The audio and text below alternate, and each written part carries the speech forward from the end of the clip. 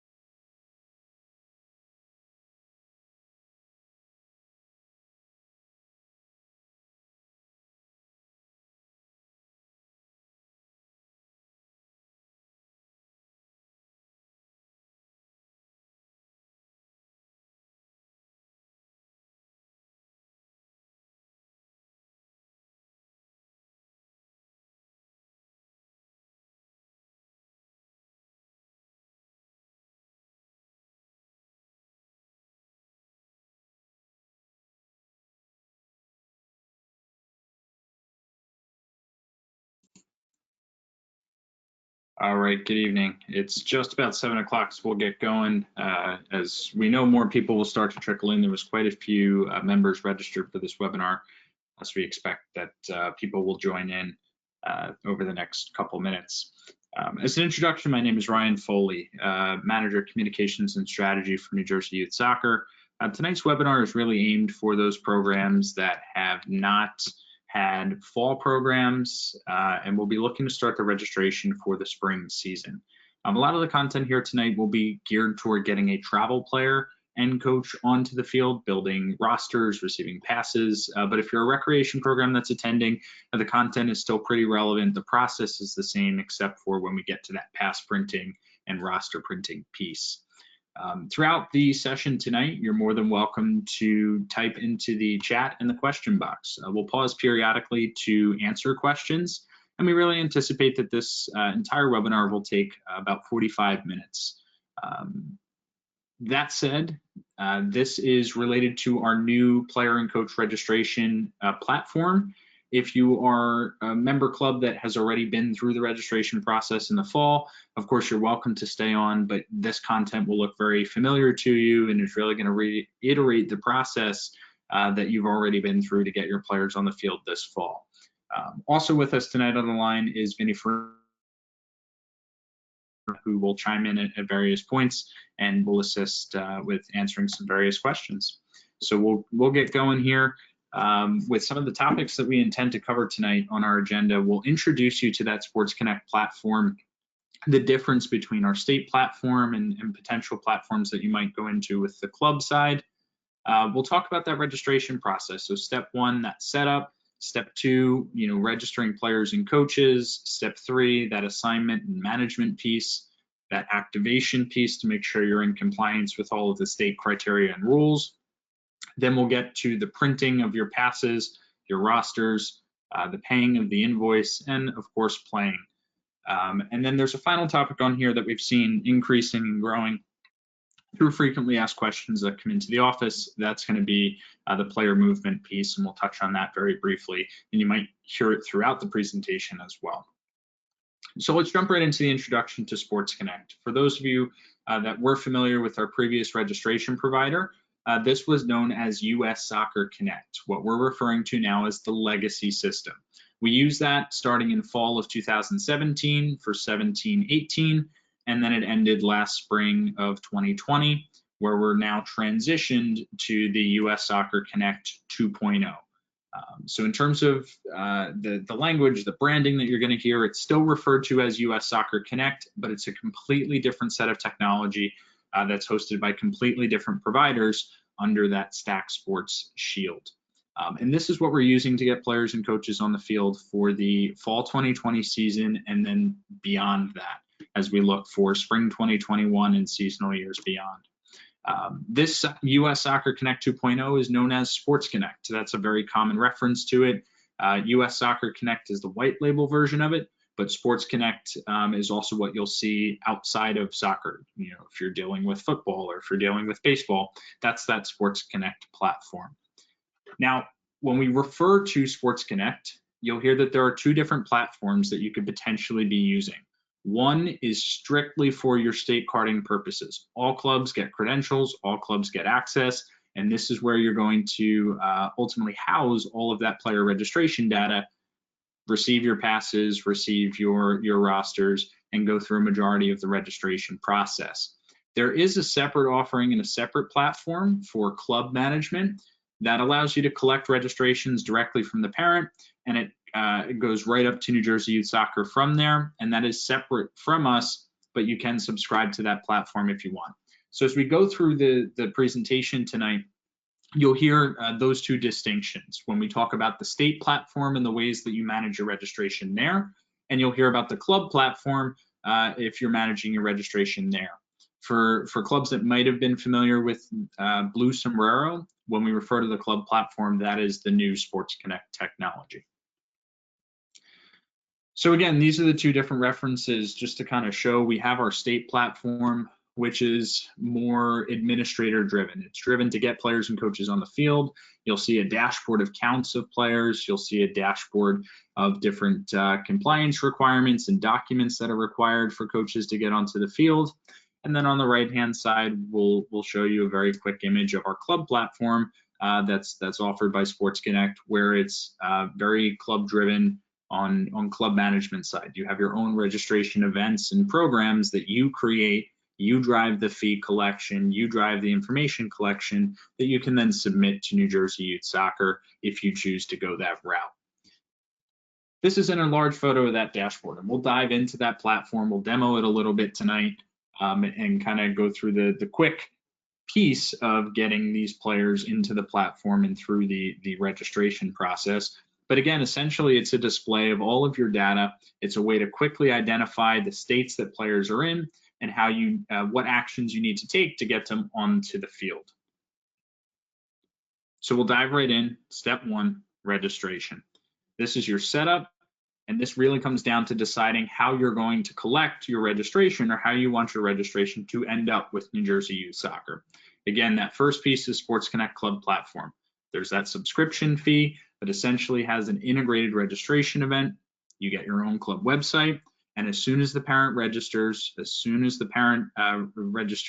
uploads a birth certificate, uploads a photo, that is submitted to New Jersey Youth Soccer in real time. Again, about 50% of our clubs have this option. It's not a requirement, unlike the previous platforms, the previous legacy platform. Every single club had their own US Soccer Connect link. Now you only have that link if you want to subscribe to it, if you want to collect your fees and send them to New Jersey Youth Soccer. The other two options that we have really are allowing you to drive your own registration process, and it is designed to simplify the parent experience. So they're not registering in two places, they're not going to two places to do documents. The second option is really a club administrator driven registration process, where you can take an Excel template that's on our website, you complete the required data in that template, and you're uploading it into the state platform. That allows you to use whatever registration provider you want to collect the data, and you're simply just importing it into our system to create a bunch of applications for players within the new seasonal year. For our recreation clubs, it's very similar to what you sent over to Lori Hines in our office for the past few years. It's just now ending up into our registration platform rather than being housed in a file share. The final option here is manual entry, where we have our state platform, and this, of course, is that one-off option where you can create players one by one and enter them into the platform if you only have a few players here or there, rather than taking bulks of players and entering them in by hand. I'll pause here, Vinny, before I go on to some of the specifics and see if there are any questions. There is a question about an existing fall 2003 team. Has one player who's 2003 and everyone else is 2004. Now that the fall season is ending, that single 2003 player is leaving. So the questioner is asking, how can we drop the 2003 player and then change the team age to be 2004? So it's a number of different things. If you want to address it now, or we can respond individually to the coach. Got it. Yeah, that's definitely a topic that we'll probably cover in our player movement area. So with player movement, we'll talk about the different types of transfers and releases that you can expect and the general process for going about that. So we'll punt that for just a few slides here. Sure. And nothing else has come through. Great. So as we talk about that registration process, again, for those club platform clubs, I'll go through the steps, but I think for a majority of clubs on this webinar, you're probably in the next few slides, but we'll detail this anyway. For a club platform, I want to emphasize that you have to affiliate your program. That entire platform is designed around allowing you to create your own registration events that are not needing to be sent to New Jersey Youth Soccer.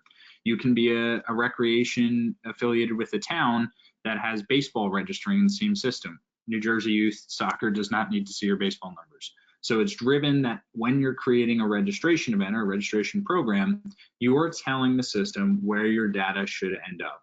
And it's very important to have these settings correct. It's super difficult if you select the wrong club to get that data back in the right spot.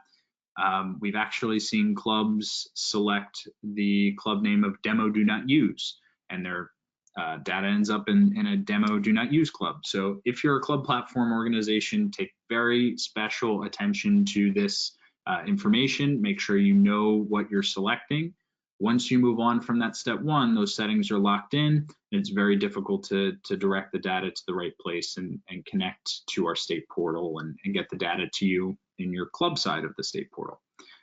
So club platform, make sure we have that information correct here. Now, where a bulk of our clubs will be, and probably where you are tonight, is in this upload portal area. It's a pretty straightforward, simple process in terms of collecting the data and formatting the data in an Excel template. You're able to download the template from njyouthsoccer.com. There's the path on our website, which I'll detail in just a moment. I'll demo that. And then you're going to complete the required fields that are on that template, making sure that the column headings match.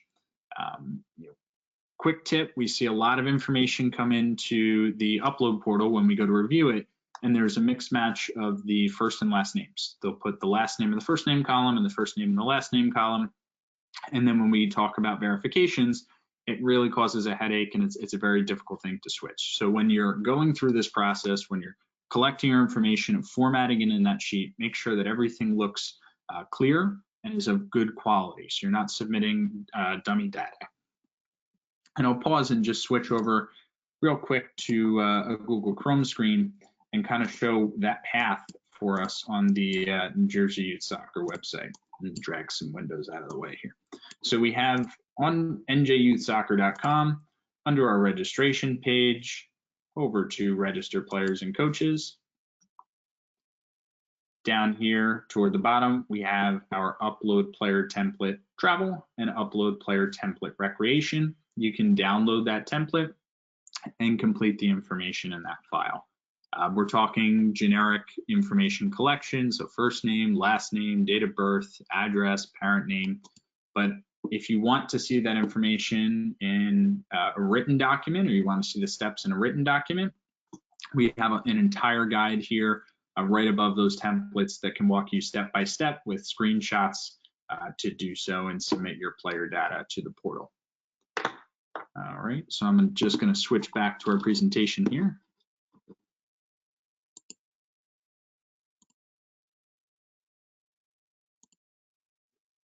Awesome. All right. So, and we'll tackle that last one, which is pretty straightforward. The last way to manually enter your players into the platform. In the state platform, there's a players and admins menu and add player admin. I'll log into the state platform in just a little bit and really demo that in some length, so I won't switch back here, but that's that manual entry option that you have it. Again, pretty straightforward. I want to pause and talk about verification migration. For the past 3 seasonal years, players went through the process of uploading birth certificates for verification to get on the field with a pass. That verification status has been brought over to the new US Soccer Connect platform, and it comes with a caveat. We can find a match to that player if they're using the same first name, last name, and date of birth. So it's super important when you're registering your players, whether it's through the club platform and the parent registers, or you're putting the information into an Excel sheet, that it matches what they've had under a previous record. So for the past 3 years, if they've registered as John, this year might not be the year that we want to use the name Jonathan. There's also special attention that you should pay to last names. So if for the past few years they've used a hyphenated last name, they should continue to use that and not unhyphenate it this year. That's really going to drive that match. We see about 20% of players that were previously verified using a different version of their name this year, where it's not finding that migration and ultimately puts some additional burden on a club or a parent to go dig up that birth certificate one more time. So it's important to know that we brought those verification statuses over, not the documents, but the statuses. And to match to that status, we should be using the same first, last, and date of birth that they've been using for the past couple of years. Now we'll move on to step 2, register. When we register, again, I'll start with the club platform here. Upon registration, an application is created with New Jersey Youth Soccer. As soon as that parent registers, the information is sent up to the state, and we have an application on file. That application will sit there until you either assign them to a team or you cancel the application in the state. So it's important to know that anything you do from in the club platform at that point is not necessarily reflected in the state. If a player registers, they're sent to New Jersey, you'll be billed for them. So keep that in mind. So if you drop, you got to go to the state platform and cancel. The benefit to that is as soon as the parent registers, they're uploading their documents, they're uploading their photo, and that enters the state platform immediately. So we can get a jump start on verifying those players rather than waiting for all of that information to come in at a later date when you choose to submit your teams. It comes in at the time of registration, so we're getting ahead of the game there. The final bullet here is about our multiple applications. This really applies to our travel players, where if they have another application already in that year with the club, so I'm playing with Club A, now I want to play with Club B. If you register, if you are Club B and you're registering there, that Club B application will not show until that Club A application is taken care of. And we'll talk about that a little bit more in player movement. I'm going to keep going with register players here with the upload portal. So for those clubs that are choosing the Excel file method, again, pretty straightforward in terms of getting the information into the platform. You're going to log in, you'll click upload. Once you upload the file, we're going to review it and either accept or deny. Once it's accepted, you'll get an email that either says you're good to go or there's some errors that you got to look at. Those errors typically are, hey, you didn't abbreviate the state correctly, we couldn't find a match, or you are trying to register a player that's already with another club, some errors that are going to prevent a player from being registered properly. I want to take a second on the bottom piece here.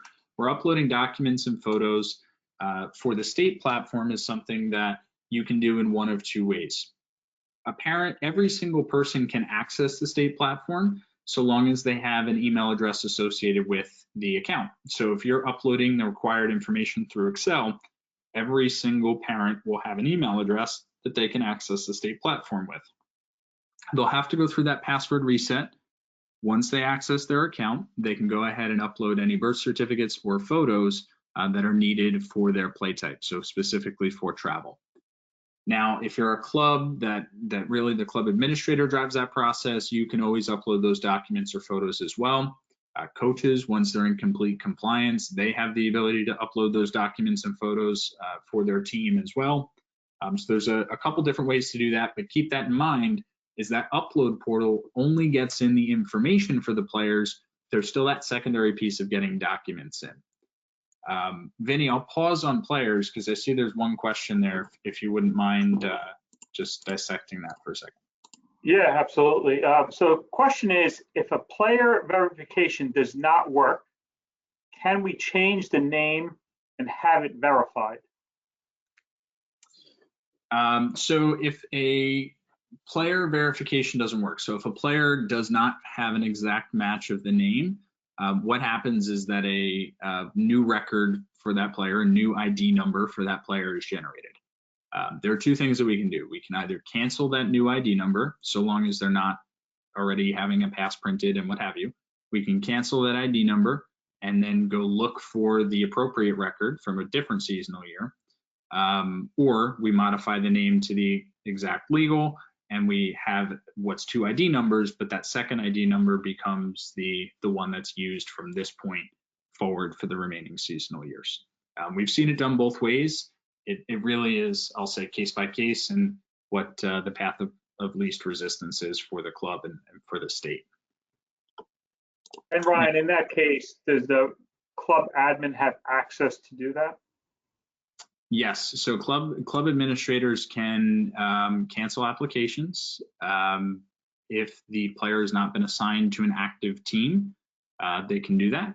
They can also modify a name of a player so long as the player is not verified. Once the player is verified, you can't change their name, you can't change their date of birth, you can't change their gender, all that stuff kind of gets locked in.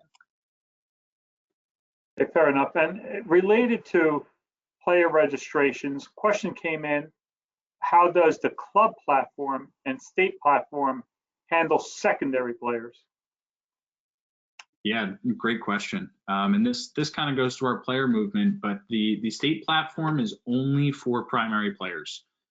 You only want to register your primary players with your club to New Jersey Youth Soccer. The secondary players are only through your league's process. And I believe in New Jersey, there's not any league that lists a secondary player on their game day roster. Really, they're showing what's essentially a paper permission slip with a copy of the primary passes. So secondary players should not register with the New Jersey Youth Soccer platform. If you're using the club platform, I recommend creating a second registration event that's not affiliated, where you can collect the information, collect any additional payments that you need. You don't want to submit a secondary player's registration to New Jersey Youth Soccer, especially if a parent uses a different version of the name and now you potentially have two passes floating out there. That could be a really tough situation for you. All right. Thanks, Ryan. Nothing else right now. Cool. We'll move on here to coaches, and this one I think is pretty straightforward as well. I'll detail the requirements here first, where we'll talk about the submission that's required for travel. For travel coaches, there's coaching education, so that minimum state certificate F license for New Jersey or any US soccer course. The concussion training, so a CDC accepted concussion training, typically Heads Up or the National Federation of High School Sports Certificates. And then we have Safe Sport training, which is an annual requirement. The first time you take it, it's 90 minutes. And every time after that, it is a 30-minute refresher course. That is an annual course required by federal law, but that is something that we want to keep on your coach's radar as well. Now, when we say annual, that's within the seasonal year as well. So coaches that just took it to get on the field this fall, they're good until the end of this seasonal year, but they should prep for next fall 2021. And then, of course, the New Jersey Youth Soccer background check for travel coaches. That's what we refer to as a risk status, and that is also annual. So I'm going to take a second and just flip over here to NJYSoccer.com and show how coaches can actually go through the registration process. We have a pretty good video that shows and demonstrates how coaches can navigate through the registration process. But what we commonly see is coaches will go through, they'll enter their information, and then they never upload compliance documents, and they never actually submit the background check. So it's really important that they follow every single step in the video. They follow the directions completely, because we always get the call at 10 o'clock at night, before game day the next day, that coach doesn't have a background check because they hadn't followed directions completely. So it's important that they go through that process. So again, on this registration page, register players and coaches, we have a video here called How to NJYS Coach Registration. This details in a minute and 38 seconds To register for how to register a coach through that process. And I'll go back to the website here, and it's really through this login button on the top right-hand corner of njyutsoccer.com. Again, when they go in, they're creating an account, but it's finding a match similar to the players. It's finding a match to their previous records so we can tie to their verifications. So they want to use the same name that they've been using previously. If it's been Bill, then they should use Bill. If it's William, they should use William. Make sure we're not changing that stuff up. So that's the quick one on coach background checks. I'm going to go ahead and switch back to our PowerPoint presentation here and move some windows back. And then again, as I said, with coach verification migration here, we've verified that coaching education status and concussion education in the past. We brought it over so long as they use their same first name, last name, and date of birth. We find often a lot of coaches will register multiple times within a season under various names. So they'll register with Club A as Bill, they'll register with Club B as William, they'll register as Club C as a third name, maybe Willie or Billy. When they get to the background check piece, that's where it really is going to hang them up, because it only accepts that social security once within the seasonal year. So if you're trying to submit multiple background checks under the same social security number more than once, you'll most likely be stopped, and it will be in a pending status for a very long time, and it's a pain. So we want to drive home, please use your first, last, and date of birth as you've been using, and only use that name from there on out. Just use the legal name. It's super simple. I see there's a question here from Michael. How long should a background check take? How do we verify coaches are set? So the background check process, as soon as a coach submits it, and it goes to the provider right away, as soon as the provider has a result, which is typically within a few minutes, it comes back to the platform. So once the coach submits the check, it's very quick, unless there's something in their background or additional digging. We've had issues with COVID and the backlog in court systems where if the coach has something that needs to be looked into, then we're on the timeline of whatever court system the background check provider needs to look into it. But typically within a couple minutes once the coach submits the information there. How do we verify coaches are set? So I'll take a dive into the state platform in a few minutes, and then we'll talk about understanding verifications. We'll talk about really getting a holistic view of the registration process and the health of assigning players and coaches to teams. I also see there's a question here from Melissa. Do managers have to go through the same verification process?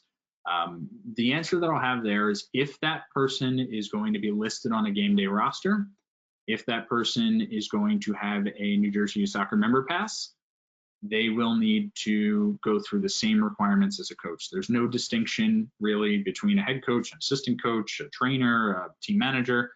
If you are going to be on the sidelines with the players, if you are going to be listed on the roster, the only way to do so is by getting a New Jersey Youth Soccer member pass and completing the same compliance criteria. There's no distinction there. So I'm going to move on to step 3, assign and manage. Under assign and manage, we have, we'll start with the club platform again. Here is where you're doing that team creation. You'll allocate your players and coaches to teams within the club platform. I can't even tell you how many times we've seen club administrators go through all this work to collect the information within the club platform, and then they do all the building and all the work on the state platform when they're paying for a club platform to use. So it's really important. Stay in the club platform as long as you can until you're all ready. You're basically ready to take the field. You want to live in that club platform, create and assign and manage your teams and players there. In the club platform, there is this extra step that once all of your players are assigned, once they all have their documents uploaded, then you are going to press a submit teams button. This will then take all of those applications that we've created at the state level for them at the time of registration, and it will group them into the team that you've assigned them to. At that point, you'll get an email with some error messages if the player's already registered or if they're missing information, all that good stuff. For Players that upload documents after you submitted a team, again, that team submission is a final step with the club platform. If you upload a document after that point, you'll have to pull the player off and reassign them so they're pushed back up. Team submission is designed to be the final, very last step in the club platform, so you really want to limit the amount of changes that you have after that point. But again, I really think a majority of clubs are going to be in this bucket here, where for the state platform in that upload portal, or manual entry, we're creating teams using a team creation matrix. Then within that team, we can roster the admins and players, and then we can use some of the tools to go through that roster tab to show some assignments. Before I transition to the state platform and show what this all looks like, I want to just go through a couple points. When building your teams, keep the maximum roster sizes and your playing up rules in mind. A lot of times we're finding, especially now as we're transitioning towards spring and planning ahead, clubs are seeing that they're stuck in corners because they've used the maximum number of roster spots and they want to add players. You know, for a full-sided roster, 22. For, you know, I'll say a 9v9, we're looking at about 18. For the 7v7, you're looking, I believe, Vinny, correct me if I'm wrong, it's either 14 or 16 off the top of my head. But you want to make sure that you have those numbers. They're posted on our website. You want to make sure you have them in mind so you're not committing to more players than you're actually allowed to have. Playing up rules as well. The younger age groups, they're a little bit more strict. So you don't want to have a player that's 5 years old playing with a team that's 10 years old if it's not permitted. You'll have some disappointment and an awkward conversation with the parent when you come back and you can't do that. So keep those in mind when you're building teams. A final piece before I move on and actually demo what that looks like. As you come into the spring season, you'll find that there's probably some players that are already participating in a fall program that might need to transfer. You can only transfer those players if the team is active, which happens to be step 4 of what we're going through tonight.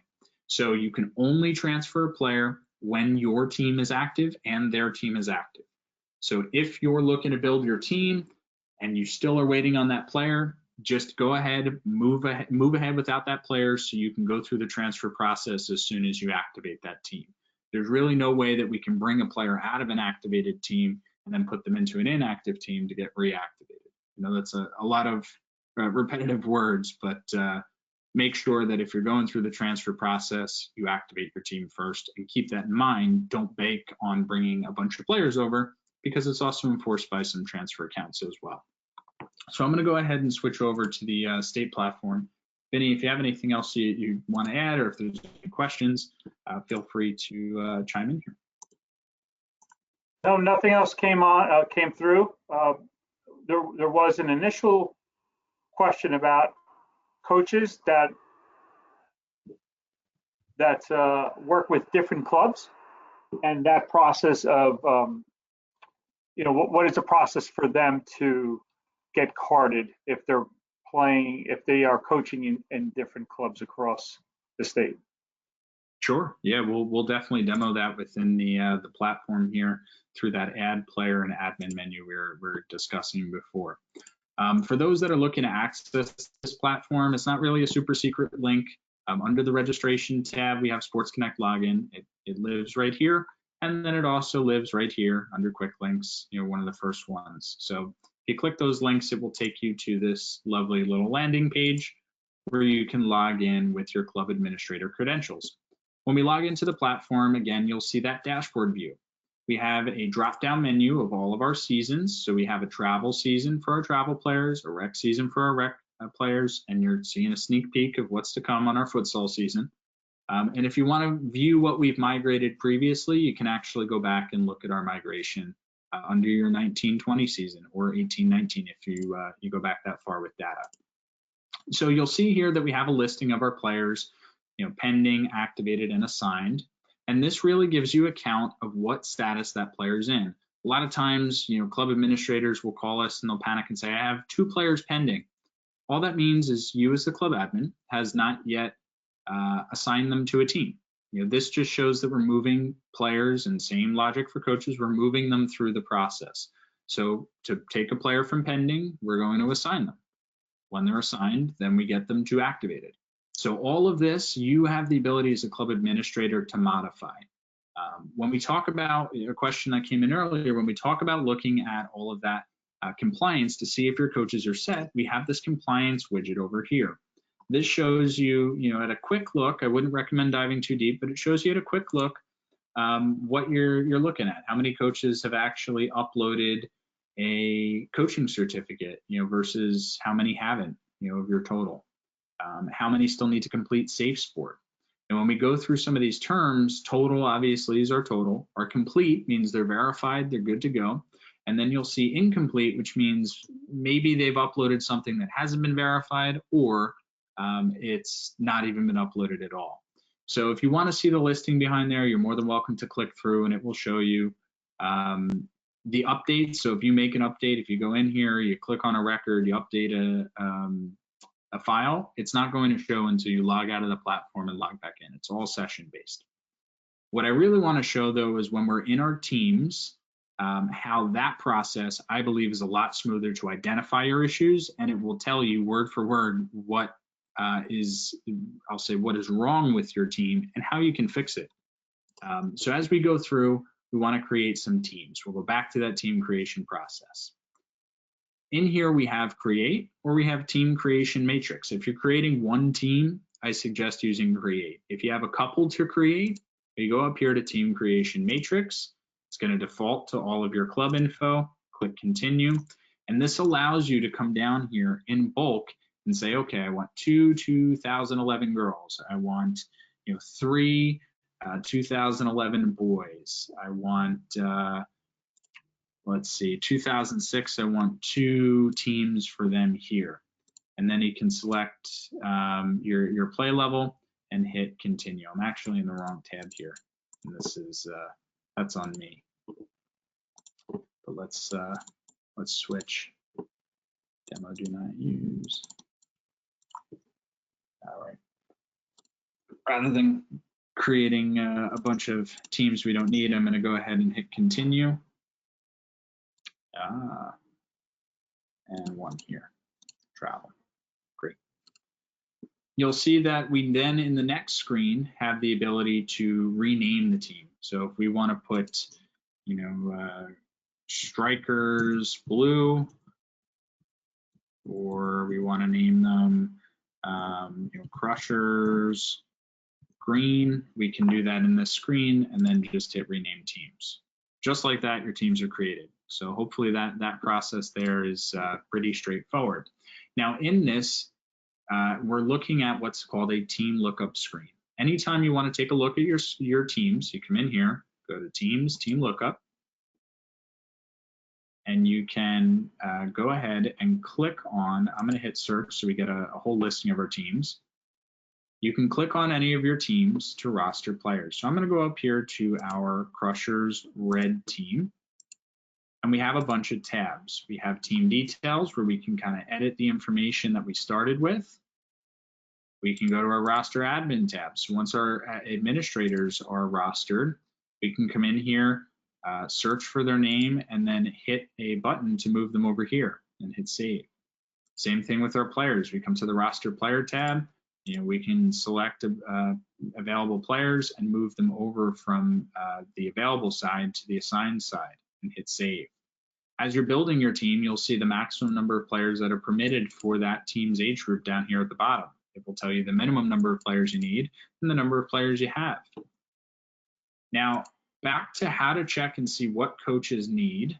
And let me take a quick peek here and see if we go through some teams. Perfect. So if we go to this Crushers Green team, for example, under our team activation tab, it's got a big red X, and it's telling you what's wrong with this team. How can we fix this team to get them into a state that's activated? Right now, it says that the team needs at least 1 head coach to be activated and needs at least 4 players. It has 0.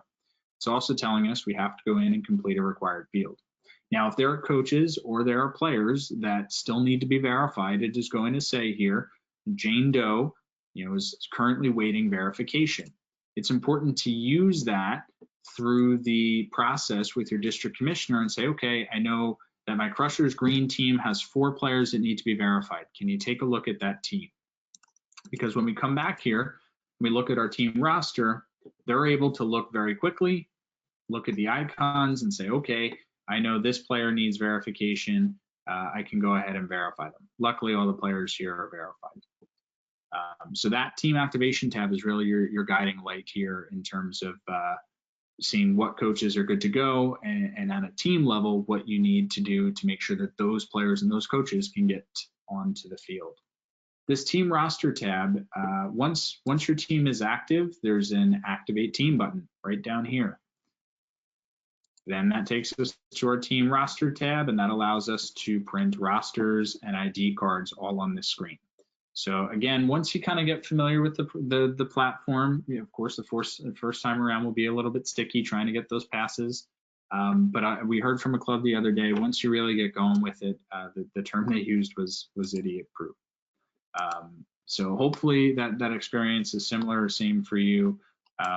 It's really about rostering your players, rostering your admins, getting in here, ensuring they're all verified, and then printing your official team roster or your ID cards. While I'm in here, and I know I'll cover it in some later slides, this platform provides the ability to select which player cards you actually want to print. So rather than printing the entire team at once and wasting all this paper for the same passes, if you add a player tomorrow, you'll go ahead and just click that one player and print their ID card. That will pop up for you in a window on a piece of paper right by itself. You don't need to print the entire team anymore. So that's a nice change that we've seen here. Vinny, I'll pause. Ryan, I think I was going to say, Ryan, it's probably something to highlight that on this screen you can see where there are player issues or with the registration. For example, with Jay Bird, it's obvious he's missing a picture. So those are indicators that a club admin can address through this screen and have it uploaded if indeed they have that information. Yeah, absolutely. There's these indicators and icons. If you're looking for some help in translating what these mean, there's a symbols box, really a key down here that shows you what these mean. So Jaybird missing a photo, and to upload that photo, we can just click right there and hit choose. Same thing with birth certificate. If we wanted to view the uploaded birth certificate, we can click it and access there.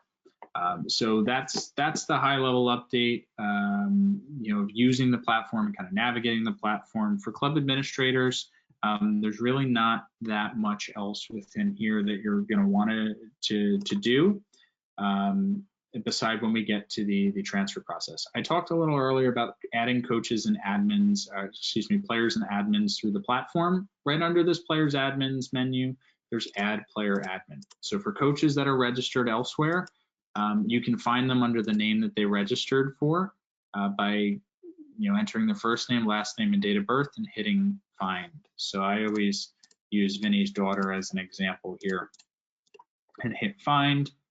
She's a player. If I want to add Alexandra to a roster, to my team, and I believe she's with the club already, we would hit select, and it should yell at me if I want to do so.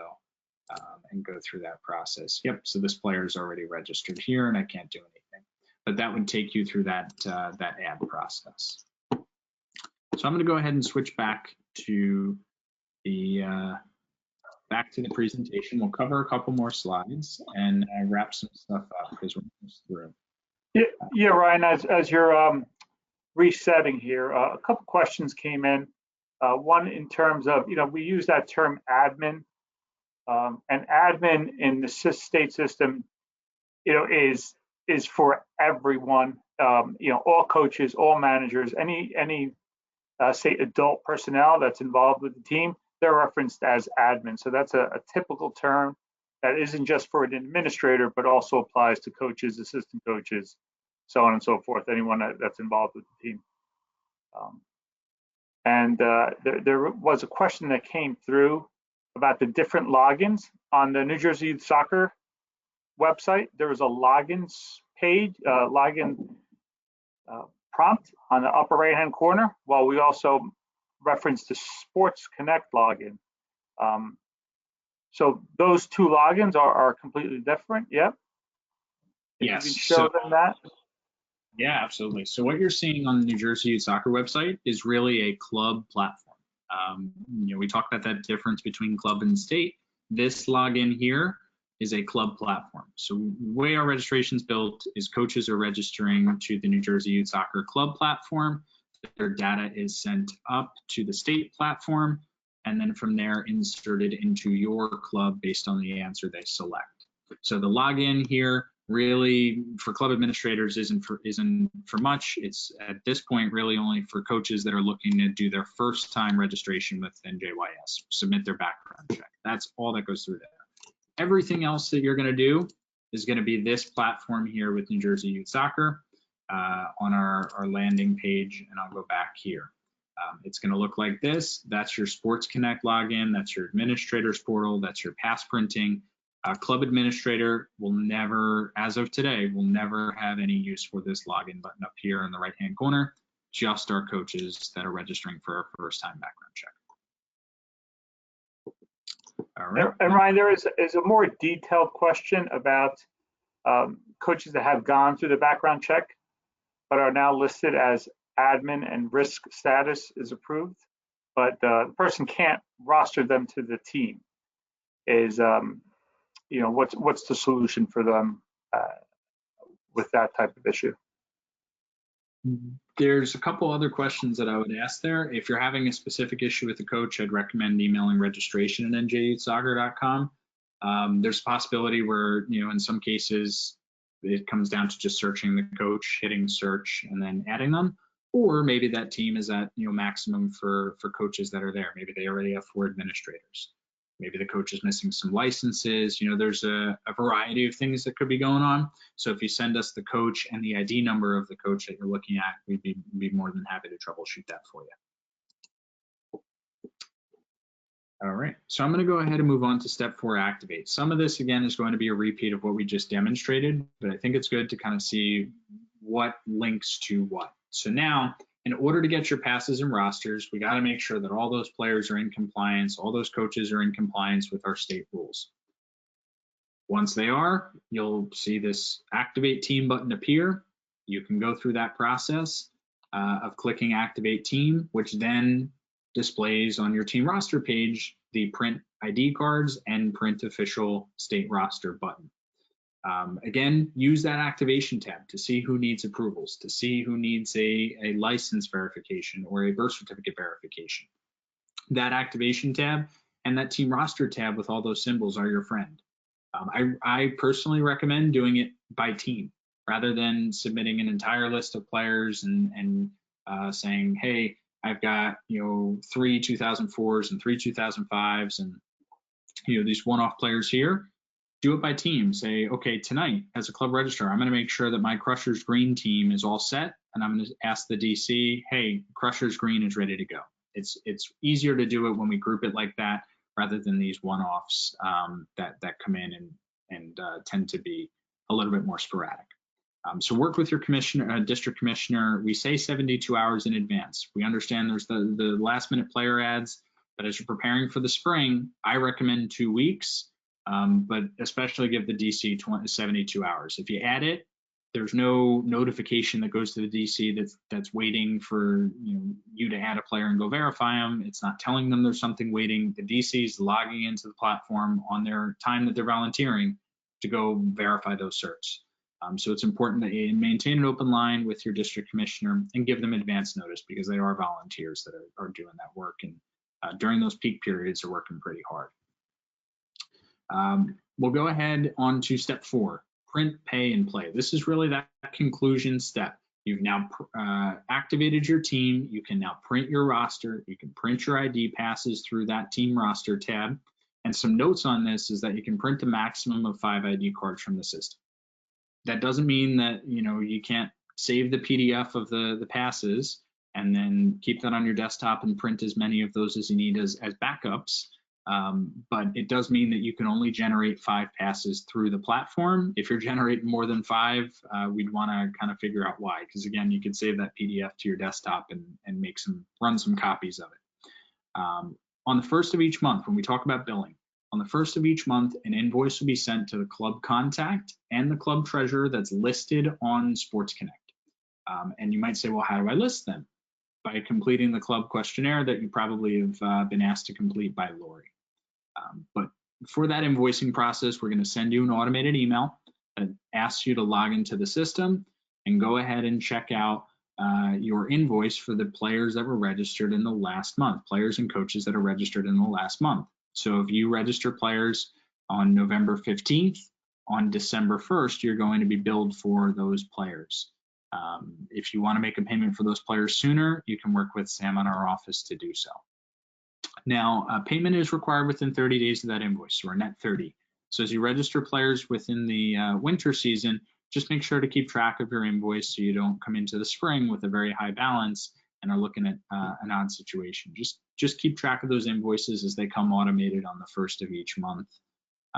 And that's an updated process where if you register a player today, you're not going to see them billed for until the first of each month, different from what we've seen. Topic of player movement. This one I'm going to go into very, very briefly and talk about those inter-club transfers and those intra-club transfers, the different types of ways and reasons why a player would move. We're not going to get into the policy of it, but we'll get into the process of it and what the intention behind it is. So for terminology purposes, our inter-club transfers are between two different clubs. I'm going from club ABC to club XYZ. In between two different clubs, it's again a more permanent move. For our intra-club transfers, this is within the same club.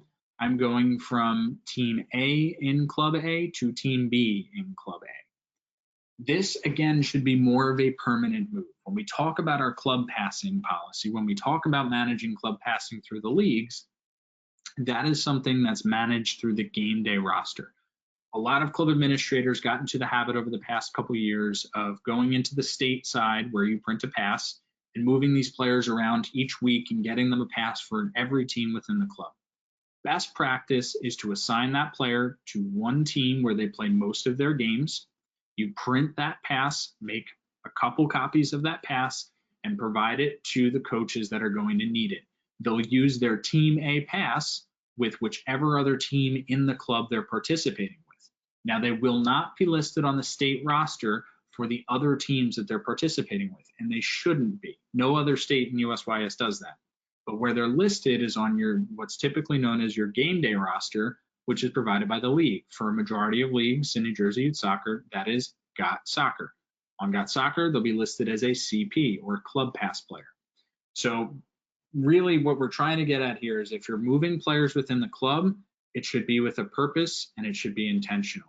It shouldn't be for one game or 1 week or 2 weeks. When you move a player, it is more permanent.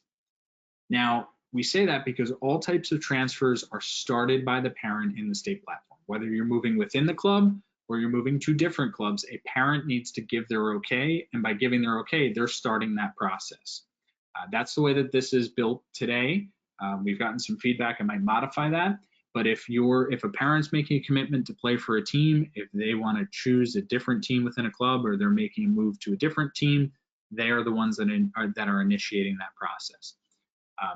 They are the only ones that can initiate that process. Club administrators cannot, request a release for a player or push them to, another team. That's all done by the parent. Now, club administrators, once that parent puts the request in, they will have their approvals. It will be kicked to the releasing club to check off 3 approvals that say, yep, we're good with this. And then once those 3 approvals are done, it kicks it off to the receiving club to do those same 3 approvals and say, yep, come on into our club. So that's that inter-club transfer, intra-club transfer. When we talk about our secondary permission players, I'll highlight it again.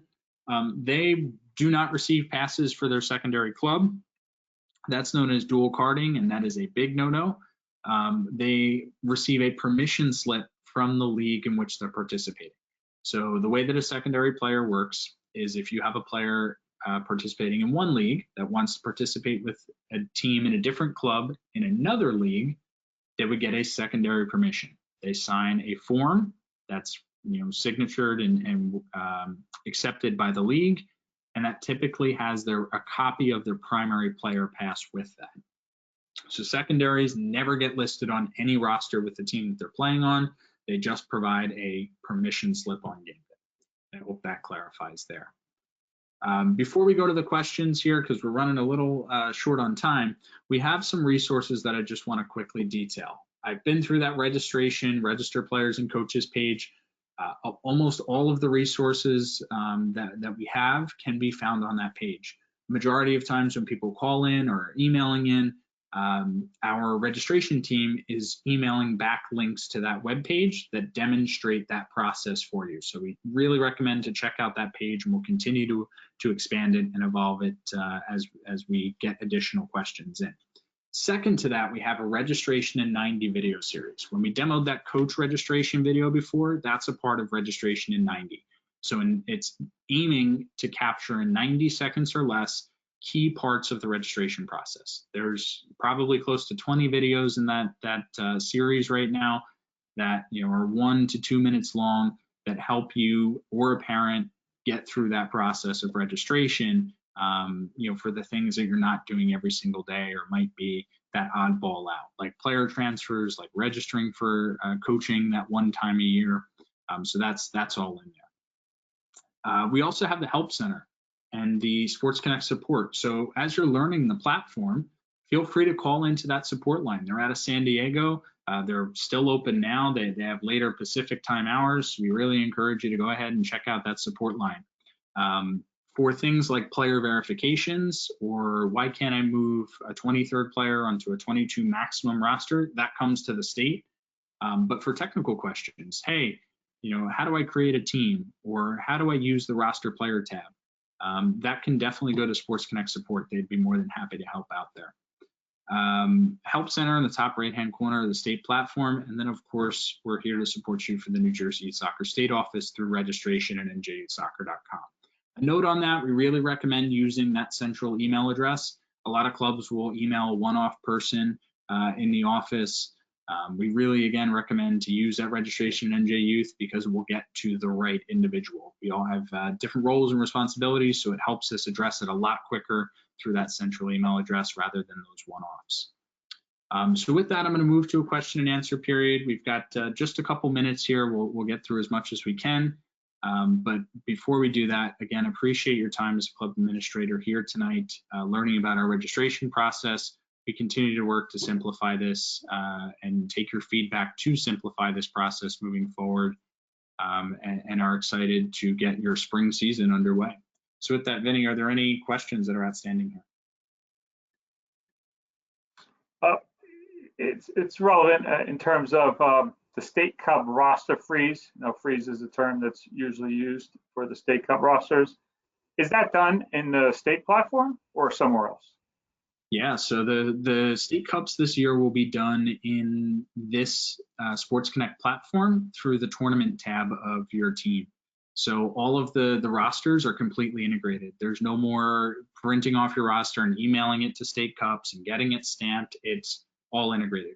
What you have in your registration system is what's submitted right to New Jersey Youth Soccer, and when that date hits, mid-March hits, that roster data is frozen based on what's on your state platform. You can continue adding players if you want to play. You get a pass for them in a league, but on the State Cup roster, they will be frozen, and that's a real-time reflection of what's shown in the state platform for that team. In terms of the club platform, do they have an app like Sports Engine or SSU? Yes, so they do have an app. It was formerly, so a little background, the club platform was formerly owned by Dick's Sporting Goods before an acquisition. So Dick's Sporting Goods still owns the app. It's called Game Changer. It does have an app. So if you're participating in, let's say, Morris County that uses scheduling within the state platform, that's going to push down to the club platform, which then pushes down to that app for parents. And now in that app, there's also a COVID screening for those that are looking to ask those screening questions of parents as well. So yes, to be long-winded, they do have an app there. Vinny, any other questions? No, I think we're all set. There were a couple of specific questions that I referred them to registration at NewJerseyYouthSoccer.com, where everything is tracked. So if anything else comes along, please email that, and a staff member will respond or get back to you via the phone. But I have nothing else that has not been addressed. Fantastic. Well, again, we appreciate your time as club administrators for what you're doing to get these players and coaches on the field. We understand it's an interesting environment, to say the least, right now. And as we go into the holiday season, we wish you and your families the best. And we look forward to getting these players and coaches on the field in the spring and supporting you and your clubs through that initiative. So thank you, and have a great night.